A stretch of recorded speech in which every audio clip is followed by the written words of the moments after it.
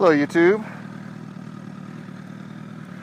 Well, it's been a little while since I've done a video, but thought I'd do a quick update. Had a lot going on in life, I guess. Yeah, the main thing, being that I talked to you guys a little bit about during my downtown video, was that we were thinking about doing an adoption.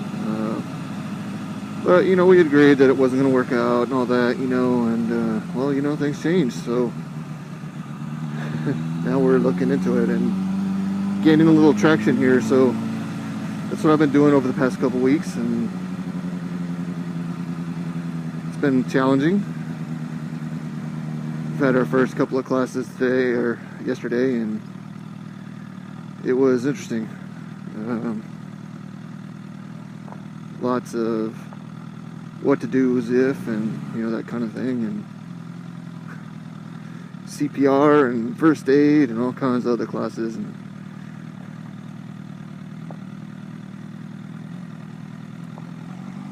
we've already got a kiddo in mind, and that's pretty crazy how quick things can come together.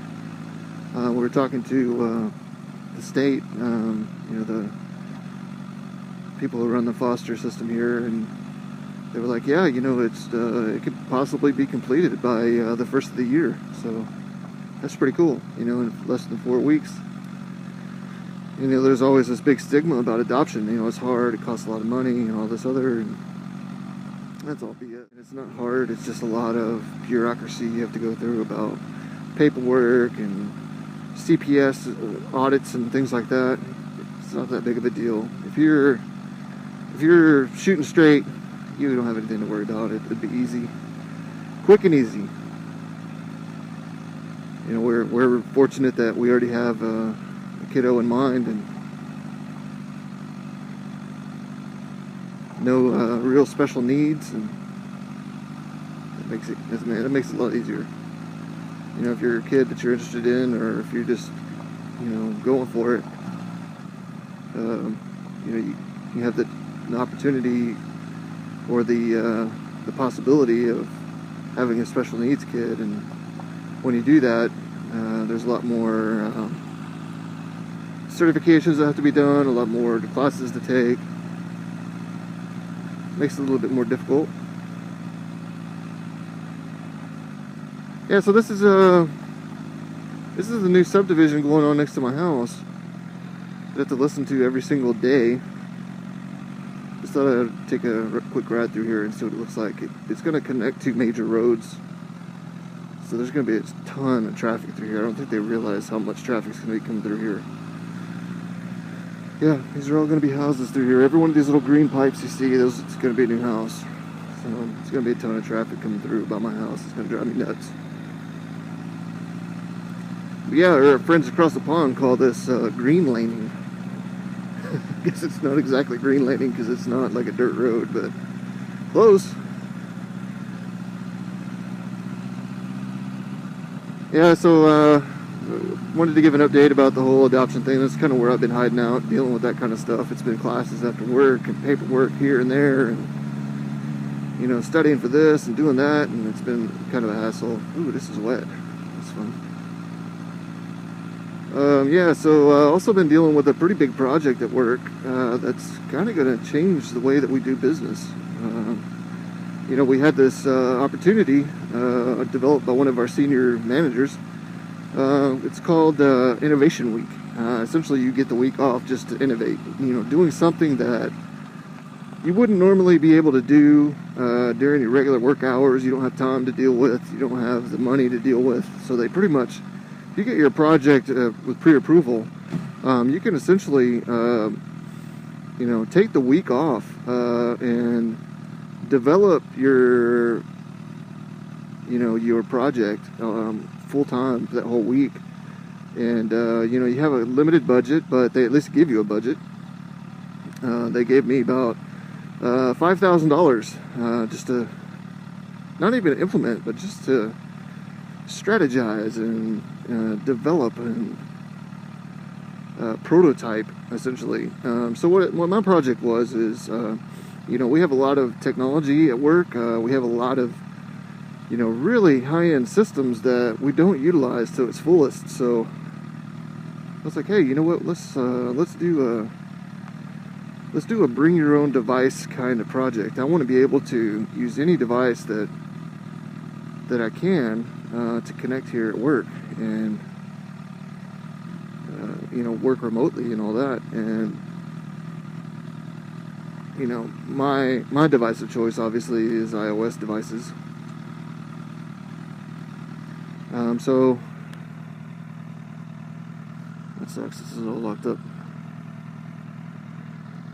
So I decided to utilize our Citrix environment, and Citrix is a virtual environment. It's what you would use to virtualize servers or workstations or just even applications. So that's really the best way of doing it. So there's this application called Citrix Virtual Appliance. It's called Citrix Access Gateway. Actually, it's Citrix NetScaler Access Gateway VPX. It's a mouthful. But essentially, it's an appliance that runs virtually within your Citrix environment, and it allows you to kind of bridge the gap between the outside world and your Citrix environment. So we have a lot of our applications virtualized, like a lot of our frontline staff stuff. Like the applications they use to process financial transactions and to fund loans and all that jazz. So,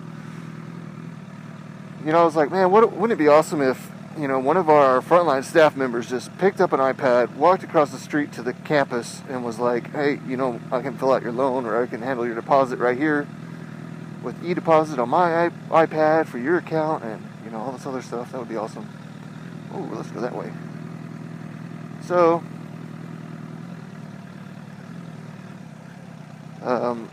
that's what the Access Gateway does, and it's kind of almost an SSL VPN. I don't know if you guys know what any of this is, but so an SSL VPN, it allows you to connect remotely to your network, essentially. And the Access Gateway is the next layer on top of that connects your Citrix environment with whatever device you're using. So crap ton of things to configure and set up, and I was just like, oh my god, it's a nightmare. So it took me almost all week, work hours and not, to get it set up. Well, it comes down to licensing, essentially. And I was trying to do it as cheap as possible, just because I don't like spending all the money, even though they give me the ability to. I'm just like, well, I could do this essentially for free, using our existing environments and using a trial copy of the Access Gateway and using my own personal iPad. Well, that didn't really work out, so it came down to the licensing, and I needed one feature that trial licensing will not let you have, and that's load balancing web servers. So the applications that I wanted to run on my iPad were outside of a desktop, so it would be just like you click on your iOS desktop and boom, there's the application on our network running remotely. So to do that, I would have to have a web server serving up the application, but it also has to be load balanced. And the load balancing part is the part that isn't available on the trial licensing. So, I called up my Citrix vendor, and I had them, work up a quote for it and all this other. And I was like, hey man, you got one that I can borrow? In the meantime, while I'm just prototyping this out. He's like, oh yeah, no problem. Well, they couldn't do that, obviously, because that's illegal. So the next option was they were going to set up an environment at their place, and I would just dial in and demo it from there. With just basic applications like Office and Explorer and all that kind of stuff. Well, that didn't work out either. Apparently their engineer isn't as great as he said he was. Which I could, at this point, set it up from scratch, because I've done it so many times trying to get that trial license to work. Well, so then they called Citrix, and Citrix is like, oh, hell yeah, they can use our environment if they're going to be possibly purchasing some more software, which we would be if we made this production. And so they set it up, and I gave it a trial on Friday afternoon at like 4 o'clock, so cut it real close. I have a meeting on Monday with senior management to show them, what's possible with the software, and they're not going to be able to see our proprietary applications running and see our systems going on it, but they can get the general idea. I'm going to pull up a desktop, and it's essentially a Windows 7 desktop right there on my iPad. And then there's also just the ability to publish apps directly to my iPad, so they don't have to log into a desktop environment. They could just pop it up and bang, there's the application right there. So that's cool, and that's really, in a nutshell. I know I've promised to talk a little technology before, but I know not everybody's into it, so that's kind of boring for some of you, but interesting to others. But yeah, that's what I've been doing all week at work. I got my big meeting coming up on Monday, so I'll let you guys know how that works out. And we got our second and third classes for our adoption going on next week, so that's coming down. A couple other odds and ends, like my birthday is in the middle of the week. Yeah, sorry for not posting that many videos to you guys over the past couple weeks. I know I've been trying to do at least 2 a week, and it's not very interesting, this one here, being that I'm just driving around some weird ass dirt road, but I'm gonna try to get back on it. It's just a lot of time is required during this whole crazy process. If you asked me if I was going to be doing this, about even just 2 weeks ago, I'd have been like, you're fucking crazy. There's no way I would be doing this.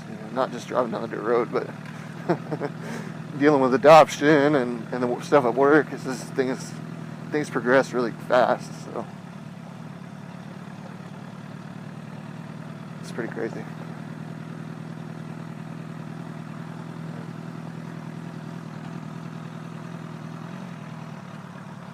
Yeah, so I saw that the vlogger Garden Snake, he surpassed 25,000 subscribers lately. Just blows my mind that there's 25,000 people that's interested in vlogging. But hell, I'm just happy with my handful here, and I really appreciate you guys subscribing to my channel, watching my videos. As you can tell, there's not going to be a whole lot going on in my videos, but I'm just trying to think of interesting topics, but I couldn't really think of anything more interesting than going through the adoption process and dealing with some of these larger projects at work. And been managing to do a little Minecrafting too, which is cool. Don't get to play that much anymore. And for you guys that play Minecraft, you'll know what I'm talking about. I'm kind of a noob. It's only a couple months under my belt, and it's not very many hours per day I get to spend on it. But my tree's turning colors. That's weird. It's unusual for Texas. So yeah, I decided that I was gonna try to go to the end on the game. Yeah, apparently I didn't read into what all that involves. So I got all my my ender pearls and got my eyes of ender all figured out. And it's funny, I threw up an ender pearl, an eye of ender, and it just kind of fell down right there, right in front of me. Okay, so I walked about 10 blocks away, and I did it again, and it went behind me, back to the same spot, and fell. Okay, so I was like, well, I've been mining the shit out of this whole area. It's impossible that it's right here, right outside my house. And so I decided, what the hell, I'm going to dig me a spiral staircase and figure out what the hell's below me. And could not believe it, man. Within 15 blocks of the front door of my little house and my spawn point, I found the dungeon.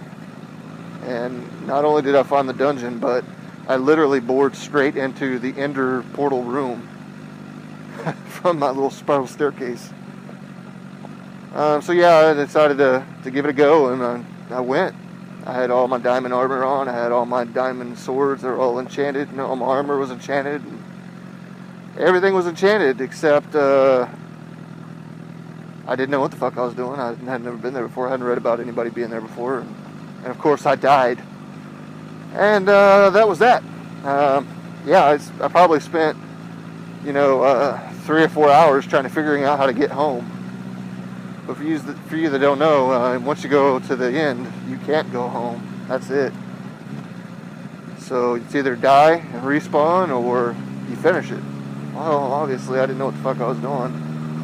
I spent, another 2 or 3 hours getting murdered. But now I know what to do, so I'm going to have to start build up all over again. But it's pretty cool is that, I figured out how to get diamonds the easy way. Well, I guess, I don't know if it's the easy way, but you have to go to the extreme hills. Find an extreme hills chunk, I guess is the word. A zone or whatever. And, the extreme hills is where you find emeralds and stuff. Well, it also has a higher density of diamonds. So set up a strip mine. Go all the way down to level 11. And the way you find a level 11 is you hit F3 and you'll see the Y coordinates, and as you bore down, you'll see that number gets smaller and smaller, the Y coordinate, and that's the one, and you want to get it down to 11. And on 11, just dig a 2-block like passageway in a straight line, one block wide and 2 blocks high, and drill that way until you run out of a steel pick. Once you burn through a steel pick, you can turn around and go back to your original entry point for your little doorway, and then move over 2 blocks one way to the left or to the right, just 2 blocks, and then do it again and run out of pick, and just keep doing that until you have this like hallway of nearly endless corridors. But while you're doing that, you will run into a bunch of diamonds, and it seems like the number 11 is the key. It's diamonds spawn from bedrock all the way up to I think it's like in the 20s, but it's more rare the higher up you go, more rare the lower you go. So I found 11 to be the most productive, and by productive I mean diamonds per iron pick. So you don't want to be burning up all your resources just looking for diamonds. So I found that to be the most optimal range. And it's interesting, one session of maybe 3 hours or so, you'll have a stack of diamonds, 64 diamonds. If you could get your pick enchanted with fortune, it's a level 30 enchant, it doubles the output of diamond ore, I guess, the diamond drops that you'll find. It's pretty crazy, and that's how you really start getting your diamonds up, is maybe an hour and a half, and then you'll have a whole stack. But you can find diamonds anywhere, but extreme hills, man, that's where I've been finding the most. And I highly recommend that you update your Minecraft if you haven't, because you update it, and I think they changed the spawning rate of diamonds, and you have to go to a chunk that hasn't been generated before. So you have to go somewhere where you haven't been before, so it'll generate it as it draws it up, right? And that seems to be the key. If you have a setup where you were on like 2 or 3 patches ago and you haven't been anywhere since, and you've been mining the shit out of it, you'll see a drastic improvement. If you get updated, go to an area you haven't been before, let it generate the chunk, and then yeah, you'll see. Whoa, don't lean on the gravel. So yeah, I guess that pretty much does this video. The wife has me on alert that I have a nice honey-do list today. I'm also going to have a little early birthday celebration. Gonna do a little drinking, gonna do a little eating over at the Melting Pot, of all places. Yeah, so Gonna get started to do some more adoption stuff over the next week or two. I'm gonna have a little bit more project time. I'll be able to tell you about what I'm doing. Give you a status update on how the kiddo adoption is going. We're getting close to Christmas, so it's an active and exciting time of year. I hope you guys have a good holiday. Anyway, that does it for my videos. Thanks again for watching.